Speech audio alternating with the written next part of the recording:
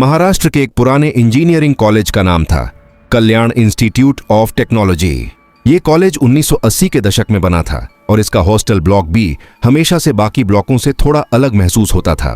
कहते हैं उस ब्लॉक में कुछ ऐसा हुआ था जिसकी वजह से वहां की दीवारों तक में डर बस गया था। उस ब्लॉक का एक कमरा था, कमरा नंबर 13, हमेशा बंद, हमेशा ताला लगा रहता था। जब भी नए छात्र आते तो सीनियर्स उन्हें बस एक बात कहते, कमरा नंबर 13 मत लेना। पिछली बार जो वहां रहा था वो सुबह जिंदा नहीं मिला था। हर साल नए बच्चे सोचते कि ये कोई रैगिंग का बहाना होगा या फिर सिर्फ डराने के लिए बनाई गई कहानी। पर 2017 में एक नया लड़का आया, चंदू नाइक। बहुत होशियार पर उतना ही जिद्दी। उसे डर जैसी चीज पर यकीन नहीं था। वो बोला, अगर बाथरूम में छिपा छिपकली से नहीं डरता तो किसी बकवास भूत से कैसे डरूंगा। सभी ने उसे मना किया पर चंदू हंसते हुए कमरा नंबर 13 में शिफ्ट हो गया। पहली रात सब कुछ सामान्य था, पर आधी रात होते ही पूरे ब्लॉक की लाइट चली गई।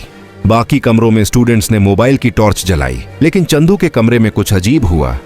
उसका मोबाइल अपने आप बंद हो गया। कमरा पूरा अंधेरे में डूब गया। थोड़ी देर बाद उसने टॉर्च चालू की और देखा दीवार पर किसी ने अपनी उंगलियों से लिखा था, वेलकम बैक।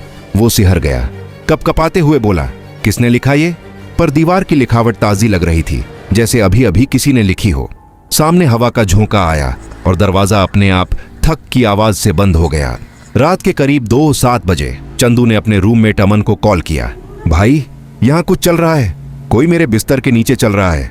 अमन ने हंसकर कहा, पागल है क्या, सो जा, और कॉल काट दी। अगली सुबह जब चंदू क्लास में नहीं पहुंचा तो वार्डन ने दरवाजा तोड़वाया। कमरे के अंदर सिर्फ एक मोबाइल पड़ा था, कैमरा ऑन था और वीडियो रिकॉर्डिंग चल रही थी। वीडियो में अंधेरा था पर बीच बीच में किसी के चलने की आवाज आती रही और आखिर में एक भारी सी आवाज आई, अब तू भी हमारे साथ है। उसके बाद स्क्रीन ब्लैक हो गई। वो वीडियो आज तक पुलिस रिकॉर्ड में है, पर किसी ने कभी दोबारा वो फुटेज देखने की हिम्मत नहीं की। उस दिन के बाद से कमरा नंबर 13 को स्थायी रूप से सील कर दिया गया।